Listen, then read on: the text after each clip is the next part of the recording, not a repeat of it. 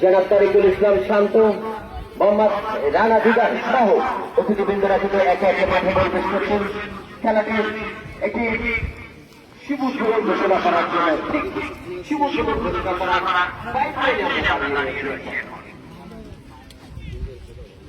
ইতিমধ্যে দেখতে পাচ্ছি অসংখ্য দর্শক সমর্থক পুরাতন জেলা কিন্তু মাঠের চারি প্রান্ত জমিতে জায়গা অবস্থান করতে শুরু করেছে।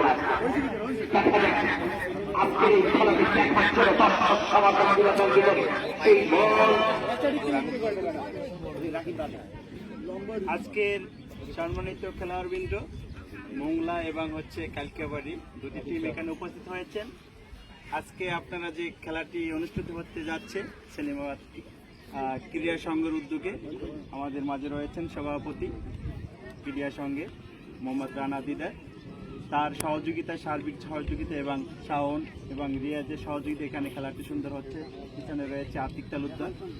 আপনারা জানেন যে খেলা হচ্ছে একটি মানুষের যে শারীরিক চর্চার একটি অংশ। আমরা যদি মাদকের দিকে না ঝুঁকে যদি খেলার প্রতি ঝুঁকি, তাহলে সমাজ থেকে মাদক দূর হবে। তাই এই ধরনের টুর্নামেন্ট আয়োজন করার জন্য আমি এই সেলিমাবাদ ক্রীড়া সংঘকে ধন্যবাদ জানাচ্ছি। আমি বিগত কয়েক মাস আগে এখানে একটি টুর্নামেন্ট হয়েছে, আমি অতিথি হিসেবে আসছিলাম। এই পরিবেশনা সুন্দর, এটা শুধু আমার ছোট ভাই রানা দিদার এবং শাওনের দ্বারাই সম্ভব। ওরা অক্লান্ত পরিশ্রম করে এই ধরনের টুর্নামেন্ট আয়োজন করে, তাই আমি ওদেরকে ধন্যবাদ দিয়ে ছোট করতে চাচ্ছি না। ভবিষ্যতে আরো সুন্দর আয়োজন করবে আপনাদের জন্য, যেহেতু সারা বিশ্বে এখন বিশ্বকাপের যে উন্মাদনা সেটা চলতেছে। তাই আশা করি আপনারা সুন্দরভাবে ফুটবল খেলবেন, যাতে করে মাঠের শৃঙ্খলা বজায় থাকে এবং রেফারির বক্তব্য এবং রেফারির কল মেনে আপনারা সুন্দরভাবে খেলা পরিবেশন করবেন, এলাকাবাসী যাতে সুন্দর খেলা উপভোগ করতে পারে। তাই কেউ কোনো হানাহানি, মারামারি এবং কোনো উচ্ছৃঙ্খলাপনা করবেন না।